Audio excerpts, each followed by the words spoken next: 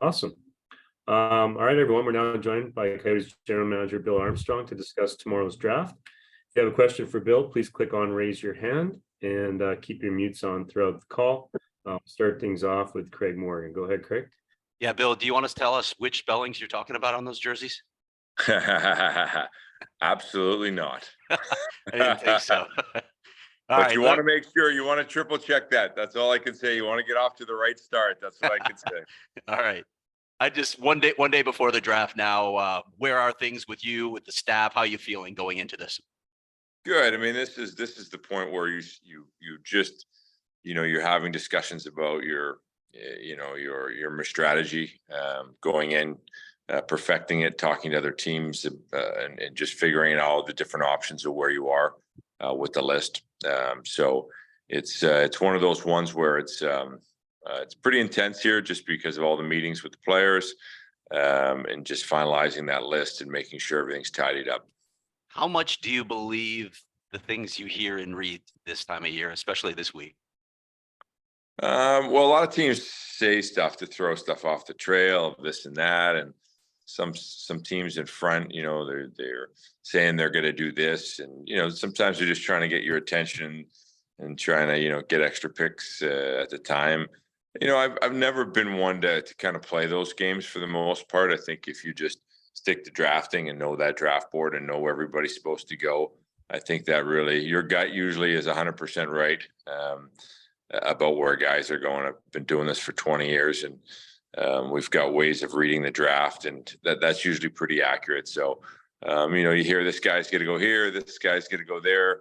That's sometimes media driven, sometimes it's team driven. But what you see with your eye, information you learn sits in your heart, and you're usually 100% right about where they're going to go. One more from me, Bill, before you rate Patrick's hat. Just curious if you have met with Matvei Michkov, and if so, what your impressions of him might have been. General impressions. Nobody's seen him. He's a ghost, so we have not met with him at this point. He is, but you never know, You never, okay. That's top secret information too, so I'm not quite sure if I could answer that completely. All right, Bill. Thanks. All right, thank you. Thanks, Craig. Go next to Patrick Brown with Coyotes.com. Hey, Bill. Thanks for taking a little time. Just starting out, just a couple questions from me. Anything about this year's class that stands out to you? I know it's a really deep class, but just curious compared to previous drafts, if there's anything that stands out to you and your staff.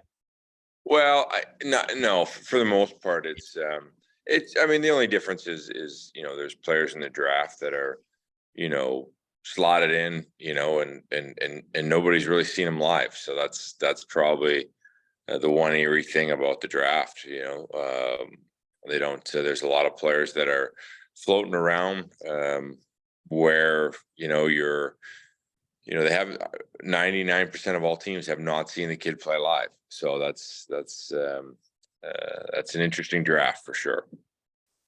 So I know you typically tend to go best available. We've talked about that, but I am curious, is there anything positionally that you're keeping your eyes open for, or that you have a target on? Always, listen, at our end, we always look at best player. That's where we go. We take best player and we'll figure it out from there. And get too focused on positional, it's not good. I think you got to take the best player in the draft, and we've always kind of done it that way. And I've had the fortune of working with the Blues for a long time and doing it that way, and I believe in that. Now, you don't want to draft 7 defensemen in one draft. So let's be honest about that. There are some small details of positional play that you want to make sure you don't overfill the bucket with too much of one. Last one for me, just curious, beyond skill set, is there anything that you look for, those intangibles, either at your meetings earlier this week or at the combine, that sets a prospect apart? What do you and your staff look for, ultimately making that final decision before walking to the mic? Well, the biggest thing for us is we want players that are going to come to our identity, play the Coyote way.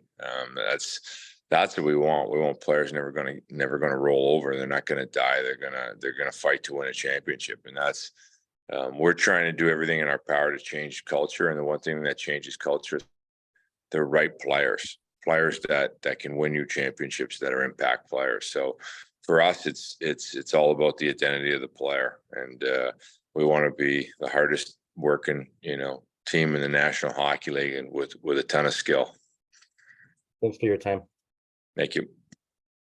Thanks, Pat. We'll go next to Teresa Walker with Associated Press. Go ahead. Bill, hi. You mentioned maybe not taking 7 defensemen, but any chance that the first defenseman off the board gets by you at 6? Yeah, that's a hard question for us to answer with a smile, honestly. Listen, we've got our list. We're going to stick to our list. You'll have to wait and see on that one. What we're going to do.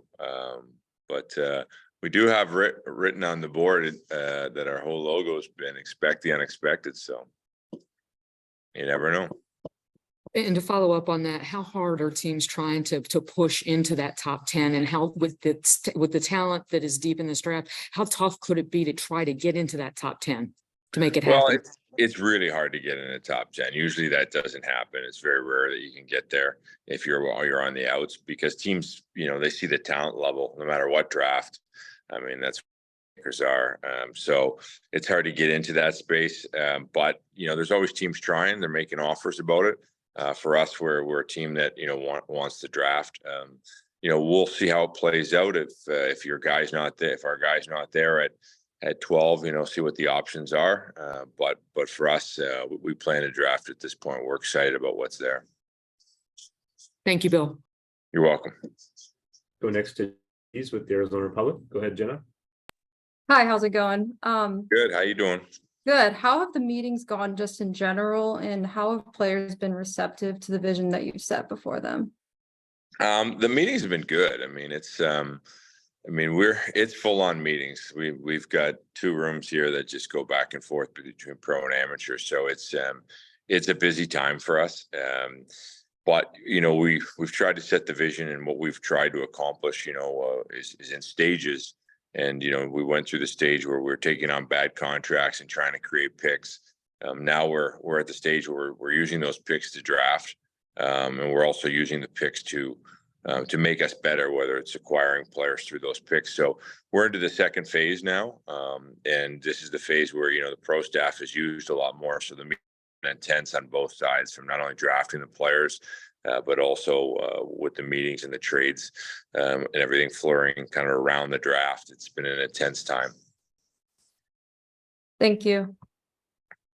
Go next to Barry Bloom with Sportico. Go ahead, Barry. I think your mute's on, Barry. There you go. Hey, Bill, how you doing? Good, Barry. How you doing? I'm doing great. So as you might imagine, I'm a little bit more interested in the financial aspect of the draft for our publication. So a couple of questions for you. With 12 picks, what kind of budget do you have to sign everybody that you draft? We have an unlimited budget in scouting, and we have an unlimited budget to sign the players. And when it comes to the draft, you look at the rookie caps and all this stuff, and a guy like Bedard, the max he can probably make is about $13.5 million. Does that even out the whole draft for everybody? Because no matter how much money you make in a particular market, you're pretty much restricted to the same amount of money to pay.